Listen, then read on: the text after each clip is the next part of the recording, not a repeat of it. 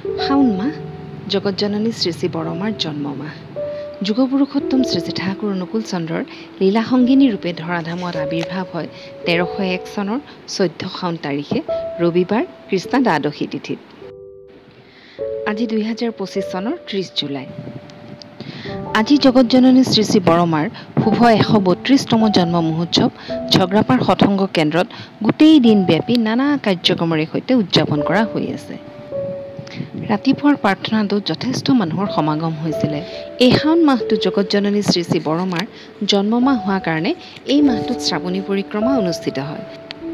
শ্ৰাৱণী পৰিক্ৰমা মানে এই গোটেই মাহটোত ডেইলি মাতৃ সন্মিলন অনুষ্ঠিত হয়।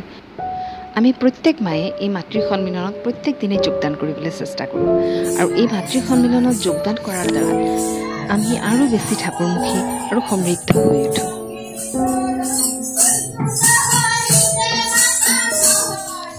এই শাওণ মাহটোৰ কাৰণে প্ৰত্যেক মায়ে খুব আগ্ৰহেৰে ৰৈ থাকে। এই শাওণ মাহটো অহাৰ লগে লগে মাসকলৰ ৰাতিপুৱাৰে পৰা এটা বিশেষ ব্যস্ততা আৰম্ভ হয়। আবেলি 3:30 বা 3:45 বাজিলেই ওলাই যাব লাগিব, কাৰণ 4টাৰ পৰা মাতৃ সন্মিলন। এইবাৰ মাতৃ সন্মিলন কৰাৰ ক্ষেত্ৰত কিছুমান বিশেষ নিৰ্দেশনা আহিছে। তাৰে ভিতৰত এটা হ'ল প্ৰত্যেকটো ভক্তিগীতি গাওঁতে প্ৰত্যেকগৰাকী মায়ে অংশগ্ৰহণ কৰিব লাগিব। গতিকে যেতিয়া যিটো গীত গোৱা হয় তাৰ আগে আগে গীতটো হোৱাটছআপ গ্ৰুপত দি দিয়া হয় আৰু প্ৰত্যেক মায়ে সেই গীতটো গ্ৰুপৰ পৰা চাই গীতটো বা ভজনটোত সুন্দৰকৈ অংশগ্ৰহণ কৰিব পাৰে। ইষ্ট আলোচনাৰ ক্ষেত্ৰতো প্ৰত্যেকগৰাকী মায়ে যাতে ইষ্ট আলোচনা কৰিবলৈ সুবিধা পায় তাৰ প্ৰতি দৃষ্টি ৰাখিবলৈ নিৰ্দেশ দিছে।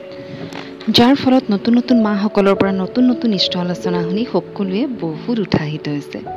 ঠাকুৰক ধৰাৰ পিছত তেওঁলোকৰ জীৱনত হোৱা অভিজ্ঞতাসমূহ ইমান ধুনীয়াকৈ দাঙি ধৰিছে। আৰু কিছুমান পুৰণি মা মানে যিসকলে বহুত আগৰ পৰাই মাতৃ সন্মিলনত যোগদান কৰি আহিছে কিন্তু ইষ্ট আলোচনা কৰিবলৈ লাজ কৰে বা ইতস্তত কৰে, তেওঁলোকো এইবাৰ ইষ্ট আলোচনা কৰিবলৈ বাধ্য হৈছে। তেওঁলোকৰ জীৱনত ঠাকুৰৰ পৰা পোৱা দয়াৰ কথা ইমান হৃদয় চুই যোৱাকৈ কৈ সকলোৰে মনবোৰ ভৰাই তুলিছে। আজিৰ উৎসৱৰ দিনটোত মাতৃ সন্মিলন 12টাত আৰম্ভ হৈ 2টাত শেষ হ'ল আৰু ভাণ্ডাৰা 2টাৰ আগৰ পৰাই আৰম্ভ হৈছে। যিহেতু যথেষ্ট মানুহ, বহুত সময় লাগিব, গতিকে অকণমান আগৰ পৰাই আৰম্ভ কৰি দিয়া হৈছে আৰু এইদৰে আমাৰ দিনটো আজি খুব সুন্দৰভাৱে পাৰ হ'ল। ভাণ্ডাৰাৰ পিছত বেছিভাগ মানুহেই গুচি গ'ল, কিন্তু কিছু মানুহ থাকি গ'ল, তেওঁলোকে প্ৰাৰ্থনা কৰি উঠি যাব। আজি তেতিয়াহ'লে ভিডিঅ'টো ইয়াতেই শেষ কৰোঁ। আপোনালোকৰ সকলোৰে শ্ৰী শ্ৰী ঠাকুৰৰ শ্ৰীচৰণত মংগল প্ৰাৰ্থনা কৰিছোঁ। আপোনালোকক পুনৰ লগ পোৱাৰ আশালৈ আজিলৈ ইয়াতে এৰিছোঁ। নমস্কাৰ, জয় গুৰু।